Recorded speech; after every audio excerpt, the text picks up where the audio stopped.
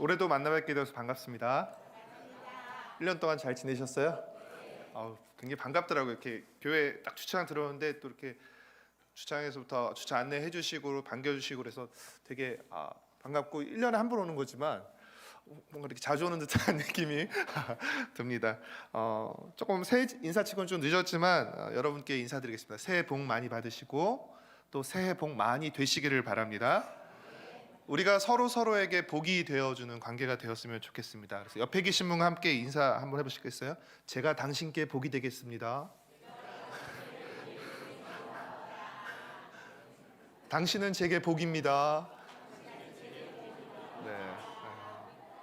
우리가 서로에게 복이 될 때 얼마나 기쁘고 풍성할까요? 그렇죠? 또 하나님은 우리에게 직접 복을 주시기도 하시지만 또 하나님은 우리 곁에 있는 이들을 통해 우리에게 복 주시거든요. 그래서 우리가 서로를 소중히 여기면서 좋은 관계를 맺는 것이 참으로 필요합니다.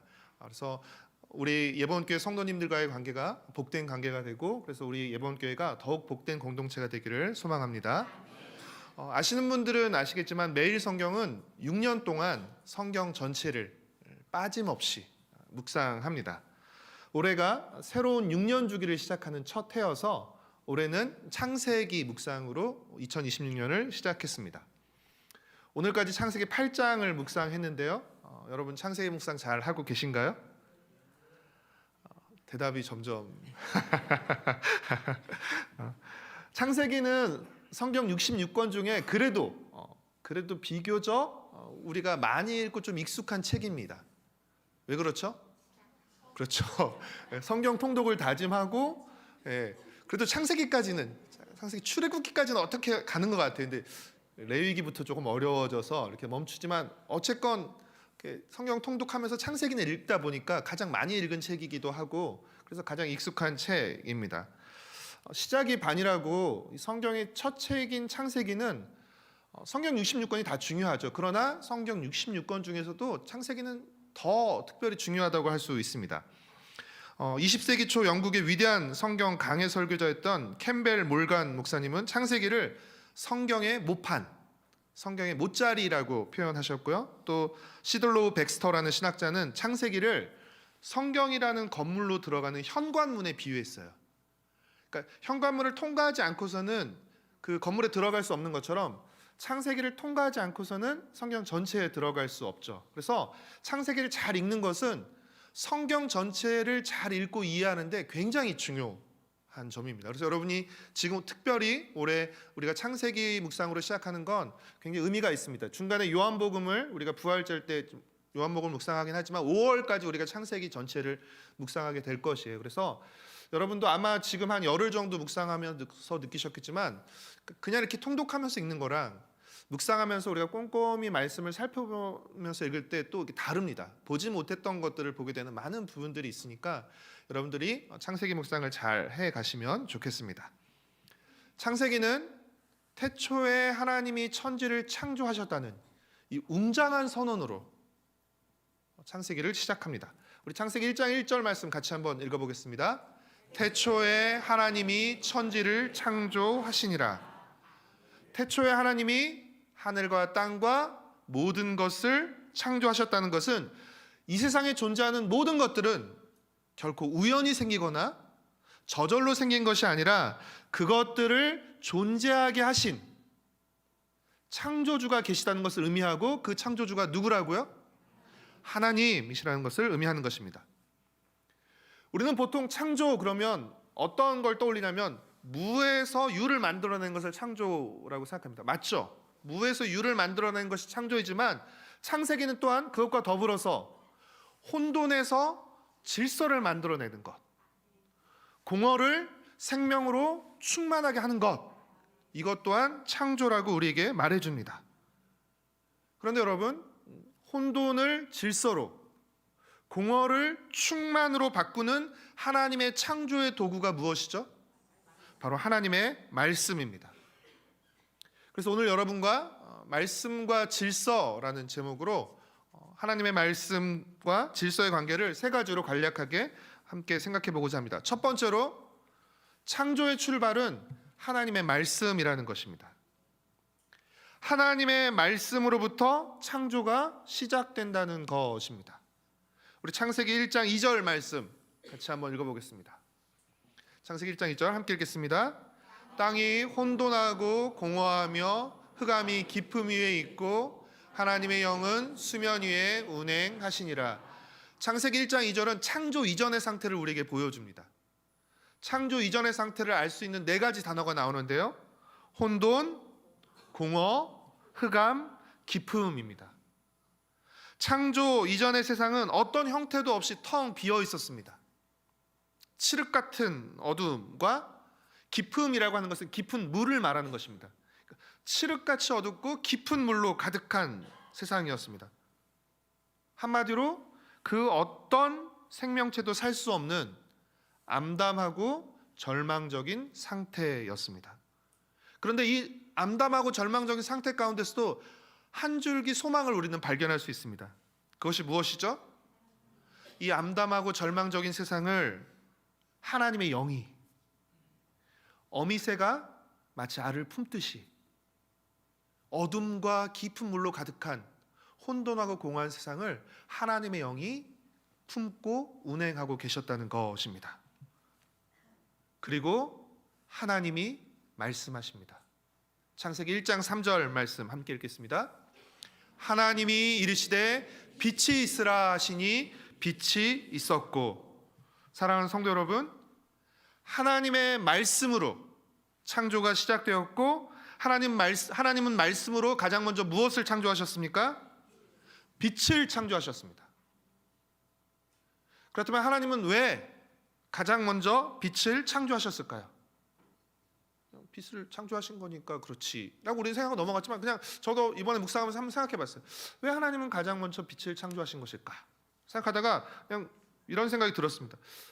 우리가 자고 일어나서 가장 먼저 하는 게 뭐죠? 우리가 어둡고 캄캄한 곳에 들어가면 가장 먼저 하게 되는 행동이 무엇입니까? 불을 켜는 것이죠. 그래야 뭔가 일을 시작할 수 있기 때문이죠. 창조 이전의 세상은 어둠만 가득했기에 하나님은 빛을 창조하심으로써 흑암만 가득한 세상에 불을 켜신 것입니다. 여러분 중에 혹시 눈먼 자들의 도시라는 영화나 책을 보신 분이 계신가요? 이 눈먼 자들의 도시는 1998년 노벨 문학상을 받은 주제 사라마구라는 작가가 쓴 소설인데요. 어느 날 갑자기 모든 사람들이 실명을 해버리는 것이에요. 갑자기 어느 날 갑자기 모든 사람이 실명하면서 일어나는 이 일을 다루고 있는 소설인데요. 저는 영화로 이 작품을 먼저 보게 됐는데, 제가 영화를 보다가 굉장히 충격적인 한 장면이 있었어요. 사람들이 갑자기 어느 날 실명을 합니다. 그래서 수용소 같은 데 사람들을 이렇게 모으게 되는데, 여러분, 이 수용소에서 누가 대장 노릇을 하는 줄 아세요? 누가 대장 노릇 할 것 같아요? 저는 그 장면에서 정말 놀랐어요. 그리고 아직까지 그 장면이 잊혀지지 않아요. 누가 이 수용소에서 대장 노릇을 하냐면, 처음부터 앞을 보지 못했던 사람, 태어나면서부터 시각장애인으로 태어났던 사람이었습니다. 왜냐하면 그들은 앞을 보다가 갑자기 실명해서 앞을 보지 못했던 사람들보다, 그렇죠?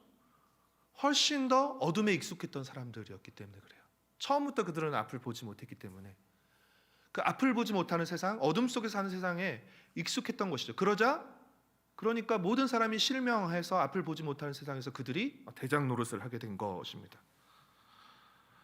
모든 사람이 실명한 세상에서 태어나면서부터 앞을 보지 못했던 사람이 가장 자유롭고 능숙한 것처럼, 여러분, 죄 많은 세상에서, 죄로 가득한 세상에서 가장 자유롭고 능숙한 사람은 누구일까요? 죄에 익숙한 사람들입니다. 죄에 익숙한 사람들. 흉악한 죄인일수록 이 죄 많은 세상에서 자유롭고 능숙하게 살아가게 되는 것이죠. 그러나 우리는 그렇게 살아서는 안 됩니다. 우리는 죄에 익숙한 사람, 어둠에 익숙한 사람으로 살아서는 안 됩니다. 죄에 서툰 사람들, 죄에 미숙한 사람들, 어둠에 불편한 사람들로 살아가야 합니다. 이제 우리는 말씀에 익숙한 사람들로, 빛에 익숙한 사람들로 살아가야 합니다. 사랑하는 성도 여러분, 하나님이 흑암만 가득했던 이 세상에 가장 먼저 빛을 창조하심으로써 흑암이 가득했던 세상에 불을 켜신 것처럼, 사랑하는 성도 여러분, 여러분이 하루를 시작할 때 가장 먼저 말씀의 불을 켜는 여러분이 되시기를 바랍니다. 우리가 말씀을 펼치고 말씀을 읽을 때 어떤 일이 일어납니까? 시편 119편 130절 말씀을 같이 읽겠습니다. 주의 말씀을 열면 빛이 빛이여 우둔한 사람들을 깨닫게 하나이다. 한 번 더 같이 읽겠습니다. 주의 말씀을 열면 빛이 빛이여 우둔한 사람들을 깨닫게 하나이다. 태초에 빛이 있으라라고 말씀하신 그 하나님은 오늘 우리에게도 말씀으로 빛을 창조하시고 빛을 비춰 주십니다. 그래서 우둔한 우리를 깨닫게 하시고 우리를 빛 가운데서 살게 하십니다. 그러니 사랑하는 성도 여러분, 날마다 하나님의 말씀을 펼치고 하나님의 말씀을 읽고 그 말씀의 빛이 우리 삶 구석구석을 비추게 하십시오. 그리고 그 빛을 따라 살아가시기를 바랍니다. 말씀 묵상은 말씀의 등불을 켜는 것입니다. 말씀의 등불을 켜고 그 말씀의 등불을 들고 하루를 살아가는 것, 그것이 말씀 묵상입니다. 시편 119편 105절 말씀을 함께 읽겠습니다. 주의 말씀은 내 발의 등이요 내 길의 빛이니이다. 아멘. 그렇죠? 여러분, 요즘은 겨울이라서 이렇게 좀 깜깜하죠. 아침이 돼도 어둡죠. 어두울 때 어둠 속을 그냥 나가면 걸려서 넘어지기도 하고 부딪히기도 합니다. 그렇죠? 그러나 우리 손에 등이 있으면, 빛이 있으면, 그렇죠? 우리는 그것을 피해갈 수 있는 것이죠. 여러분, 하루를 시작할 때 말씀의 불을 켜십시오. 말씀의 등불을 켜시고 그 말씀의 등불을 들고 여러분의 하루를 시작하십시오. 사랑하는 성도 여러분, 말씀이 없는 곳은 어둡고 무질서합니다. 그리고 공허합니다. 우리 다 경험해봐서 알잖아요. 말씀 없이 내 마음대로 하고 싶은 대로 막 하루 종일 지칠 때까지 막 내 마음대로 해요. 저녁에 와서 충만하다. 오늘 내가 의미 있게 잘 살았다. 그런 마음이 많으세요? 만족스러운 마음이 많으세요? 내가 하루를 왜 이렇게 살았을까? 이렇게 살면 안 되는데. 이런 후회와 공허함이 더 많으십니까? 말씀이 없는 곳은 어둡고 무질서하며 공허합니다. 그러나 말씀이 있는 곳에는 빛이 있습니다. 그리고 질서가 있고 조화가 있습니다. 하나님은 무엇을 통해서 우리에게 빛을 비춰주신다고요? 말씀을 통해서. 그렇죠? 하나님은 말씀을 통해서 빛을 비춰주시기에 우리는 그 말씀을 따라서 어둠에서 빛으로 나갈 수 있습니다. 이번에 창세기를 묵상하면서 제가 새롭게 깨달은 것, 예전에 창세기도 많이 읽고 또 묵상도 많이 했지만 묵상의 묘미는 이렇게 묵상을 하면서 그 전에 보지 못했던 것들을 보게 되는 것 같아요. 이번에서 새롭게 발견하게 된 것은 우리의 시작이 어둠이었다는 것이에요. 우리가 빛에서 살다가 죄 때문에 어둠으로 간 것이 아니라 사실 우리의 출발은 어둠이었습니다. 그러니까 이 어둠에 있던 우리를 하나님께서 빛을 만드셔서 어둠에서 빛으로 나아갈 수 있게 하신 것이죠. 그러니 여러분, 말씀 없는 어둠에 머물지 마시기를 바랍니다. 하루를 시작하는 것이 바쁘죠. 분주하고 여러 가지 일도 있고 하다 보니까 우리가 말씀 없이 하루를 시작하기가 쉬운데, 여러분, 그것은 마치 내가 급하다고 어둠 속으로 막 달려가는 것과 같습니다. 잠깐이라도 말씀을 펼쳐서 말씀의 빛이 우리 삶 구석구석을 비추게 하십시오. 묵상을 깊게 오래 하면 오래 할수록 좋은 건 뭐냐면 그 말씀의 빛이 내 삶의 구석구석을 비추게 돼요. 내가 이 부분은, 그렇죠? 왜냐하면 여러분, 방이 어둡고 지저분하면 지저분한지도 몰라요. 그렇죠? 그러나 이렇게 불을 켜고 빛을 비추면 지저분한 것들이 드러납니다. 그러니까 말씀을 펼치고 말씀의 빛이 들어오면요, 그때 드러나요. 진짜 이렇게 지저분한지 몰랐다라고 하면서 놀라는 게 이사 갈 때죠. 드러나면 숨겨져 있어서 뭐가 있고 그래서 몰랐지만 드러나면 너무 지저분한 것들이 많잖아요. 그러니까 말씀을 잘 안 읽는 사람은 자기가 죄인인지도 잘 모릅니다. 자기가 잘 살고 있다고 착각을 하죠. 이 정도면 괜찮지. 내가 공예배 다 나오고 봉사도 하고 이 정도면 잘하지. 잘하시는 거예요. 잘 못하는 게 아니라 잘하시는 거예요. 그러나 여러분, 말씀의 빛이 우리를 비추면요, 우리의 연약함과 부족함과 무질서와 혼돈이 이렇게 드러나게 됩니다. 창조의 출발이 하나님의 말씀임을 기억하면서 하나님의 말씀으로 하루를 출발하는 여러분이 되시기를 바랍니다. 말씀 묵상으로 말씀의 등불을 켜고 그 등불을 들고 하루를 시작하는 여러분이 되시기를 바랍니다. 두 번째로, 말씀의 빛이 비춘 후에 말씀에 따른 분리와 구분이 있어야 합니다. 하나님은 어둡기만 하던 세상에 빛을 창조하심으로써 불을 밝히셨습니다. 그리고 그 다음에 무엇을 하셨죠? 창세기 1장 4절과 5절 말씀을 같이 읽겠습니다. 빛이 하나님 보시기에 좋았더라. 하나님이 빛과 어둠을 나누사 하나님이 빛을 낮이라 부르시고 어둠을 밤이라 부르시니라. 저녁이 되고 아침이 되니 이는 첫째 날이니라. 어둠만 가득한 세상에 하나님은 빛을 창조하심으로써 빛과 어둠을 나누셨습니다. 빛을 창조하심으로써 빛과 어둠을 나누시고 빛을 낮이라고 부르시고 어둠을 밤이라고 부르셨죠. 그렇죠? 여러분, 빛이 생김으로써 어둠도 의미를 갖게 된 것이에요. 어둠만 가득한 세상에 어둠은 의미가 없습니다.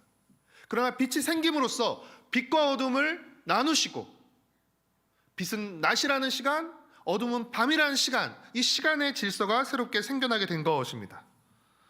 창조 이전의 세상은 혼돈하고 공허하며 어둡고 깊은 물만 가득한 세상이었습니다. 그러나 하나님이 첫째 날 빛을 창조하심으로써 빛과 어둠을 나누시고 시간을 만드셨다면 둘째 날에는 무엇을 만드셨죠? 깊은 물로만 가득했다고 했죠.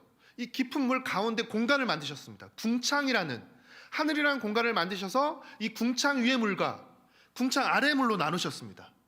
그렇죠?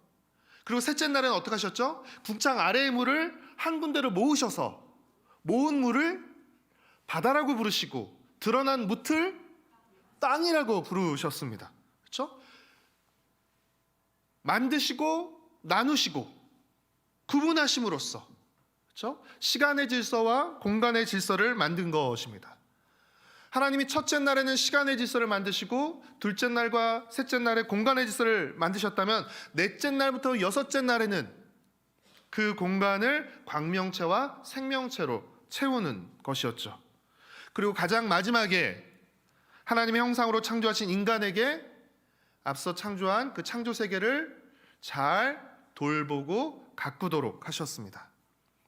그리고 하나님이 그 모든 것을 보시고 참 좋아하셨습니다. 창세기 1장 31절 말씀을 함께 읽겠습니다. 하나님이 지으신 그 모든 것을 보시니 보시기에 심히 좋았더라. 저녁이 되고 아침이 되니 이는 여섯째 날이니라. 여러분, 창조 이전의 상태를 보여주는 창세기 1장 2절과 창조를 끝내고 나서 보여주는 창세기 1장 37절 말씀이 너무 달라져 있죠. 혼돈하고 공허했던 세상을 하나님은 말씀이라는 창조 도구를 통해서 질서 있고 다양한 생명체로 충만한 아름다운 세상으로 바꾸신 것입니다. 이 같은 창조의 과정에서 우리가 눈여겨보아야 할 부분은 말씀의 선포 이후 빛이 있으라, 그렇죠? 궁창이 생겨라 라고 하신 이유, 그 말씀에 따른 분리와 채움이 있었다는 것입니다. 빛을 창조하신 후 빛과 어둠을 나누셨고, 궁창을 창조하신 후 궁창 위의 물과 궁창 아래의 물로 나누셨습니다. 사랑하는 성도 여러분, 말씀 묵상은 말씀을 펼침으로써, 그렇죠? 말씀을 펼치는 것이 어떻게 보면 그 말씀의 스위치를 켜는 것과 마찬가지죠. 말씀의 불의 스위치를 켜는 것이죠. 말씀을 펼침으로써 하나님의 빛이 우리를 비추게 하는 것입니다. 말씀의 등불을 켜는 것입니다. 그렇죠? 아까도 말씀드렸듯이 어두우면 더러운지도 몰라요. 그러나 불을 켜고 밝게 드러나면 그 더러움이 드러납니다. 말씀의 빛이 우리를 비추면 우리의 어두움과 무질서가 드러나게 돼 있습니다. 우리가 사람들 앞에서는 잘 가리고 또 좋은 모습만 보여주고 뭔가 굉장히 젠틀하고 좋은 사람 같지만 말씀의 빛이 우리 속마음과 깊은 동기와 중심을 살피면 우리 마음 가운데 있는 무질서와 어두움이 드러나게 됩니다. 여러분, 그럴 때 어떻게 해야 되죠? 말씀을 따라 나누어야 됩니다. 나누어야 됩니다. 들은 말씀을 따라 정리, 정돈을 해야 합니다. 정리, 정돈이 뭐죠? 있을 건 있을 곳에 두고 잊지 말아야 할 것은 버리고 치우는 것이 정리, 정돈이죠. 하나님의 말씀의 빛이 우리 마음을 비추고 우리 삶을 비출 때, 그렇죠? 그냥 비춘 것으로 끝나서는 안 되고 그 말씀에 따라서 우리 삶을 분리하고 구분하고 정리, 정돈을 해야 하는 것입니다. 말씀을 따라 구분함으로써 질서를 세우는 것이 바로 창조입니다. 들은 말씀을 따라 우리의 삶을 정리정돈하는 것이 그것이 바로 순종이고 그것이 바로 적용입니다. 이번 교회 성도님들은 설교를 너무 잘 들으시는 것 같아요. 근데 여러분, 설교는 잘 듣는 것에서 끝나시면 안 됩니다. 말씀 묵상은 잘 읽는 것에서 끝나면 안 됩니다. 어떻게 해야죠? 들은 말씀, 묵상한 말씀을 따라 버려야 하는 것들은 버리고 채워야 하는 것들은 채워야 합니다. 말씀을 따라 구분과 분리를 하고 경계를 세워야 합니다. 하나님의 말씀은 혼돈과 반비례합니다. 그러나 하나님의 말씀은 질서와 비례합니다. 하나님의 말씀은 공허와 반비례합니다. 하나님의 말씀은 질서와 충만과 비례합니다. 여러분, 말씀이 없으면 우리 삶은 혼돈해집니다. 그러나 말씀을 따르면 우리 삶은 질서 있게 됩니다. 우리가 읽고 들은 말씀을 따라 우리 삶을 구분하고 구별하는 것, 여러분, 그것이 거룩입니다. 그것이 경건입니다. 거룩이란 뜻이 무엇이에요? 구별한다는 것입니다. 그 구별의 기준이 무엇이에요? 말씀인 것이죠. 날마다 말씀 묵상으로 하루를 출발할 뿐 아니라 묵상한 말씀으로 삶을 잘 정리정돈하면서 하나님 보시기에 좋은, 하나님이 미소 지으시는 그런 질서 있고 조화로운 삶을 살아가시는 여러분이 되시기를 바랍니다. 세 번째는 말씀이 정한 한계를 받아들여야 한다는 것입니다. 하나님은 혼돈하고 공허한 세상을 질서 있고 충만한 세상으로, 조화로운 세상으로 만드셨습니다. 그리고 인간을 하나님 형상으로 창조해서 하나님이 창조하신 아름다운 세상을 대리통치자로서, 하나님의 대리통치자로서 돌보고 가꾸게 하셨습니다. 여러분, 에덴 동산을 누가 일궜죠? 네, 성경에는 하나님이 일구셨다고 나옵니다. 하나님이 일구신 에덴 동산에 아담과 하와를 두시고 동산을 돌보도록 맡기셨죠. 사람을 동산지기로, 그렇죠? 정원지기로 세우신 것입니다. 그러니까 그리스도인들은 사실은 이 창조 세계에 대해서 이 책임감을 가져야 됩니다. 하나님이 창조하신 세상에 정원지기로, 동산지기로 우리를 세우셨기 때문이죠. 아담과 하와를 에덴 동산의 동산지기로 세우신 후에 하나님께서 한 가지 명령을 하셨습니다. 창세기 2장 16절과 17절 말씀을 함께 읽겠습니다. 함께 읽겠습니다. 여호와 하나님이 그 사람에게 명하여 이르시되 동산 각종 나무의 열매는 내가 임의로 먹되 선악을 알게 하는 나무의 열매는 먹지 말라. 내가 먹는 날에는 반드시 죽으리라 하시니라. 하나님은 동산에 있는 모든 나무의 열매를 먹게 하셨습니다. 허용하셨지만 그러나 동산 중앙에 있는 선악을 알게 하는 나무 열매는 먹지 못하도록 금하셨습니다. 사랑하는 성도 여러분, 동산에 있는 모든 나무의 열매를 먹되 단 하나만 먹지 못하게 하신 것은 좋은 일입니까? 나쁜 일입니까? 한번 잘 생각해 보세요. 동산에 있는 모든 나무 열매를 먹되 단 하나만 먹지 못하게 한 것은 좋은 거예요? 나쁜 거예요? 감사할 일입니까? 불평할 일입니까? 감사할 일이죠. 거꾸로가 됐다 생각해 보세요. 하나만 먹고 모든 걸 먹지 말라고 했다면 얼마나 힘들었겠어요. 근데 하나님 뭐라고 하셨어요? 모든 걸 먹어도 괜찮다. 그러나 동산 중앙에 있는 선악을 알게 하는 나무 열매만 먹지 말라고 하셨죠. 그렇죠? 좋은 일이고 감사할 일이에요. 만약 누군가 저에게 그런 허용을 했다면 저는 정말 감사할 것 같아요. 그러나 여러분, 뱀은 여자를 유혹하면서 무엇을 주목하게 하죠?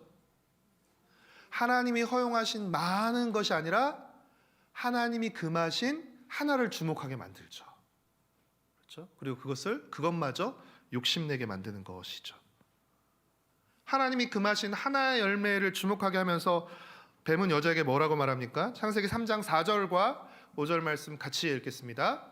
뱀이 여자에게 이르되 너희가 결코 죽지 아니하리라. 너희가 그것을 먹는 날에는 너희 눈이 밝아져 하나님과 같이 되어 선악을 알 줄 하나님이 아심이니라. 하나님은 동산 중앙에 있는 선악을 알게 하는 나무를 먹지 마라. 먹으면 반드시 죽는다라고 말씀하셨습니다. 그러나 뱀은 뭐라고 말하죠? 먹어도 괜찮다.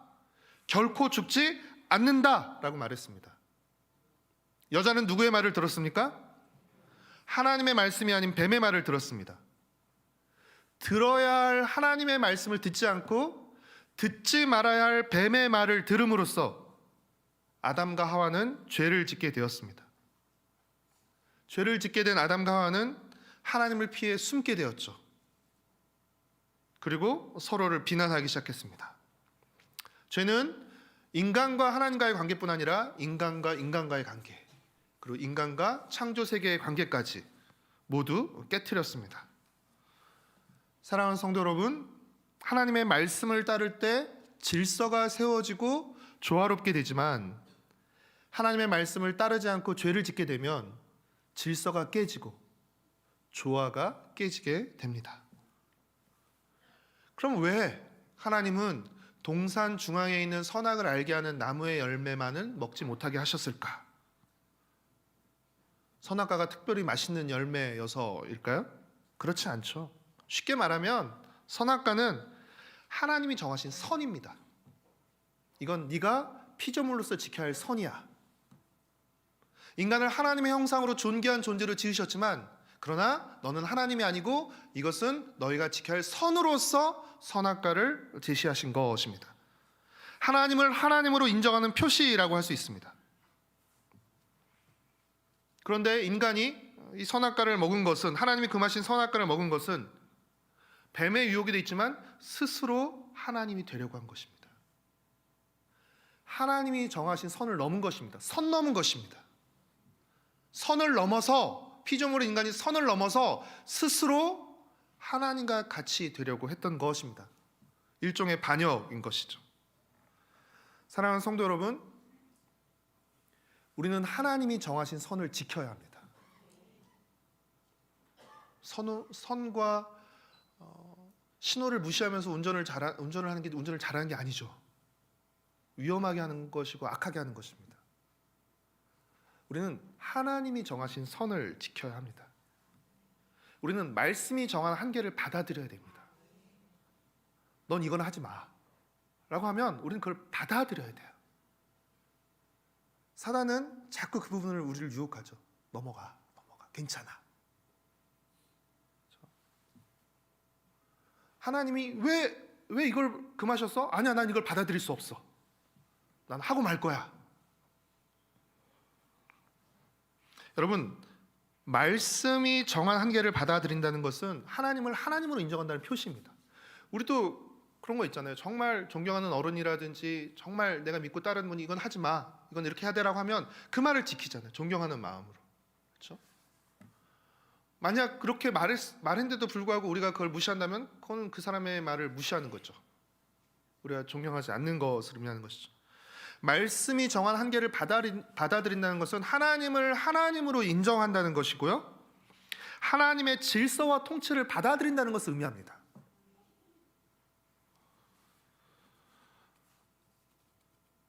여러분, 하나님이 금하신 것을 하지 않는 게 우리에게 좋습니다. 예. 말씀을 읽다가 하나님이 하지 말라고 하시는 것들이 나와요. 그렇죠. 예. 근데 우리의 본성은 아주 거기 넘어갈랑 말랑까지 가죠. 왔다 갔다 하다가 막 기분이 나쁘고 막 이렇게 막 분위기에 휩쓸려서 한번 넘어갔다가 또 다시 왔다가 뭐 이런 일들을 반복해야 되는데, 하나님이 정하신 선을 지키시길 바랍니다. 여러분, 말씀을 따르지 않으면서, 하나님의 말씀을 따르지 않으면서 하나님의 복을 누릴 수 있는 방법이 있을까요, 없을까요? 우리 안에 굉장히 이중적인 마음들이 많거든요. 그건 저도 마찬가지예요. 하나님의 말씀을 따르지 않으면서 하나님의 복을 어떻게든 받고 싶은 마음은 있어요. 그렇죠? 근데 그런 방법은 없습니다, 여러분. 하나님은 말씀을 통해 우리에게 복을 주시거든요. 말씀 안에 그 복의 씨앗들이 있어요. 그래서 그 말씀을 순종하고 따르면 우리는 그 복을 누리게 되는데, 그렇죠? 우리는 말씀은 순종하기 싫고 하나님의 복은 받으려고 하는, 그렇죠? 이런 두 갈래의 마음들이 있는데, 그런 방법은 없습니다. 노력하지 마시고 포기하십시오. 하나님의 말씀을 따르는 것이 그 말씀을 통해 주시는 복을 누릴 수 있는 유일한 길입니다. 하나님의 복은 하나님이 정하신 선 안에서만 누릴 수 있어요. 하나님이 정하신 질서 안에서만 누릴 수 있어요. 하나님의 질서를 벗어나서 하나님의 복을 누릴 수는 없습니다. 사단은 자꾸 이 질서 밖에서도 복을 누릴 수 있다고 말하죠. 그러나 그것은 속임수입니다. 사단의 별명이 뭐죠? 닉네임이 뭐죠? 거짓의 아비입니다. 그러니까 거짓의 아비의 말을 듣고 뭔가를 선택하고 결정한다는 건 정말 속인 사람도 나쁘지만 속은 사람도 그에 못지않게 믿어야 될 사람의 말을 믿어야죠. 거짓의 아비의 말을 어떻게 믿을 수 있겠습니까? 너 왜 그때 거짓말했어? 그럼 사단이 미안해, 내가 그때 거짓말했어, 이러겠습니까? 너 바보 아니야? 내가 누군지 몰라? 인류의 첫 번째 죄악부터, 그렇죠? 이 거짓으로 유혹을 하는 것이잖아요. 하나님이 정하신 질서밖에 더 큰 복이 있다라고 유혹하는 것이죠. 이 선을 넘어가서 네가 하나님의 종으로, 하나님의 백성으로 사는 것이 아니라 네가 스스로 하나님이 되어서 살라라고 사단은 계속 유혹하죠. 왜요? 사단은 끝까지 회개를 하지 않으니까 마지막에 자기와 함께 멸망할 한 사람이라도 데리고 함께 멸망하려고 사단은 하는 것이죠. 사랑하는 성도 여러분, 하나님의 복은 하나님의 말씀을 따를 때만 누릴 수 있습니다. 저를 한번 따라서 해보시겠습니까? 하나님의 복은 하나님의 말씀을 따를 때만 누릴 수 있다. 그래서 시편 1편 2절은 어떤 사람이 복 있는 사람이라고 말합니까? 같이 읽겠습니다. 복 있는 사람은 오직 여호와의 율법을 즐거워하여 그의 율법을 주야로 묵상하는도다. 아멘. 그렇죠? 하나님의 말씀을 즐거워하고, 그렇죠? 그 말씀의 빛을 내 삶 속에 비추는 거예요. 정리정돈을 하는 거예요. 그렇게 시편 1편 1절은 어떻게 죠? 그렇게 이 복 있는 사람은 죄인의 길에 서지 않는 거예요.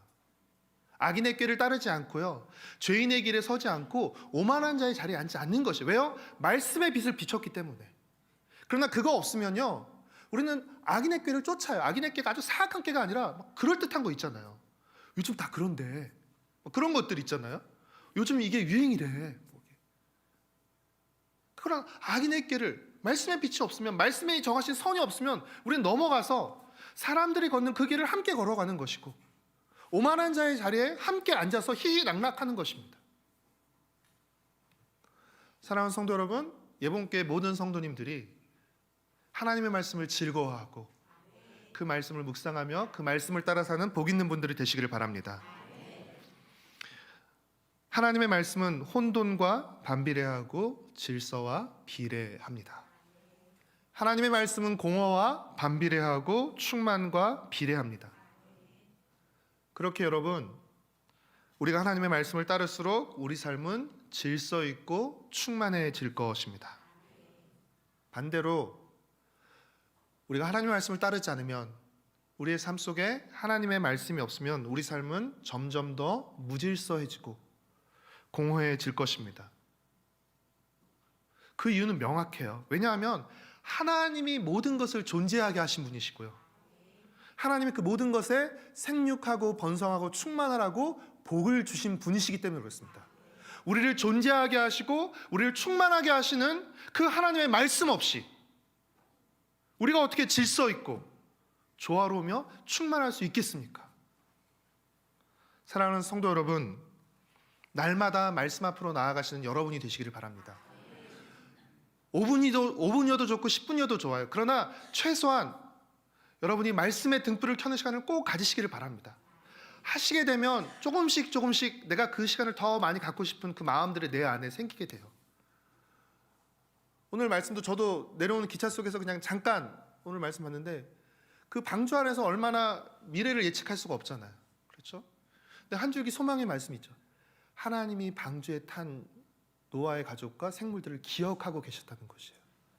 그러니까 여러분, 아침에 하나님이 나를 잊지 않고 기억하고 계시다라는 이 말씀의 빛을 비추고 이 하나님을 기억하고 붙들고 사는 사람과 그 하나님 없이, 그렇죠, 두려움과 불안 속에서 어둠 속에서 하루를 시작하는 삶이 저는 같을 거라고 생각하지 않습니다. 그리고 하루하루가 쌓이면 그 인생이 결코 같을 수 없다고 생각합니다. 날마다 말씀 앞에 나와 말씀의 빛을 비추이는 사람, 말씀의 빛을 따라 자신의 삶을 정리정돈하는 사람, 하나님의 말씀을 따라 하나님이 정하신 선을 지키는 사람이 되시기를 축복합니다. 여러분, 창세기 1장에 나온 창조 역사는 태초에 한 번 일어나고 끝났던 일이 결코 아닙니다. 이 창조 역사는 계속해서 오늘 우리의 삶 가운데서도 계속 일어나는 일들입니다. 날마다 말씀을 통한 창조의 역사가 우리 한 사람 한 사람 개인의 삶 가운데서 계속 일어나길 소망합니다. 올해 우리 한 사람 한 사람과 예본교회 공동체 전체가 말씀의 빛 속에서 더욱 밝아지기를, 더욱 질서 있게 되기를, 더욱 조화롭고 충만하게 되기를, 더욱 복된 한 해가 되기를 축복하고 소망합니다.